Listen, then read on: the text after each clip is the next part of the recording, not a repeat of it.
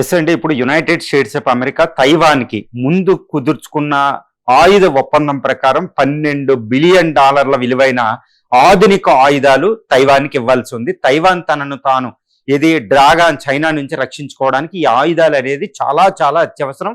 ఇది తైవాన్ అస్తిత్వాన్ని కూడా చాలా అవసరం. ఇప్పుడు డొనాల్డ్ ట్రంప్ మే 14, 15వ తారీఖుల్లో చైనా వెళ్ళిన తర్వాత జీ జిన్పింగ్ మీట్ అయిన తర్వాత ఆయన తైవాన్నే పణంగా పెట్టాడా అన్నట్టు మనకు అర్థమైపోతుంది. ఎందుకంటే 9500 కిలోమీటర్ల దూరం వెళ్ళి అక్రాస్ ది పసిఫిక్ మహాసముద్రం వెళ్ళి తైవాన్ని ద గ్రేట్ చైనా పవర్ నుంచి రక్షించడం అనేది అమెరికాకి ఎక్కడ కుదురుతుంది? నేను రక్షించను, తైవాన్ కూడా దొంగ దేశం, ఈ theft the chips, valuable chips technology దొబ్బేసింది అనుకుంటూ ఆరోపణ చేయడం, తైవాన్ కూడా చైనానికి వ్యతిరేకంగా దాని కోపం తెప్పిస్తూ మీరు ఇండిపెండెన్స్ ప్రకటించుకుంటే తప్పు చేసినట్టే అని ట్రంప్ అసలు అమెరికా చరిత్రలో ఏ అధ్యక్షుడు మాట్లాడని విధంగా మాట్లాడేశాడు.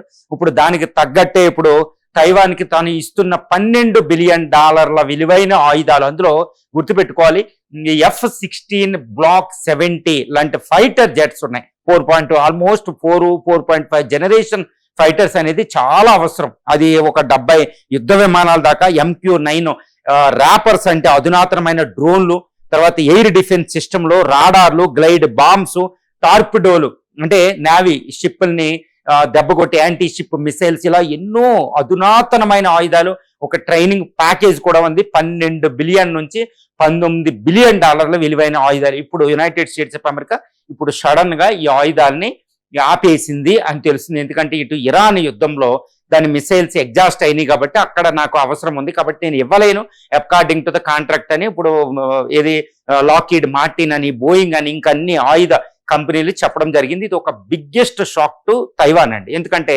తైవాన్ని తనను తాను రక్షించుకోవడానికి ఈ ఆయుధాలు అనేది అత్యవసరం.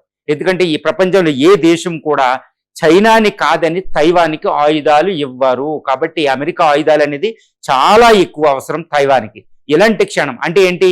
ఇప్పుడు ఈ ట్రంప్ జీ జిన్పింగ్ల మధ్య సీక్రెట్ డీల్ కుదిరిందని నేనే చెప్తున్నాను. తైవాన్ విషయం మీద ట్రంప్ మాట్లాడింది, తర్వాత జీ జిన్పింగ్ కూడా ఇటు ఇరాన్కి మద్దతు ఉపసంహరించుకోవాలి అంటే ఇటు తైవాన్ మీద నువ్వు పట్టు సడలించాలి, జోక్యం చేసుకోవద్దని అమెరికాకి చెప్పడం, అమెరికా దాన్ని యాక్సెప్ట్ చేయడం కూడా జరిగిపోయింది. అంటే ఏంటి? జీ జిన్పింగ్ ట్రంప్ అనేది ఒక సీక్రెట్ డీలు బహిరంగంగా కూడా మాట్లాడడం కూడా జరిగిపోయింది.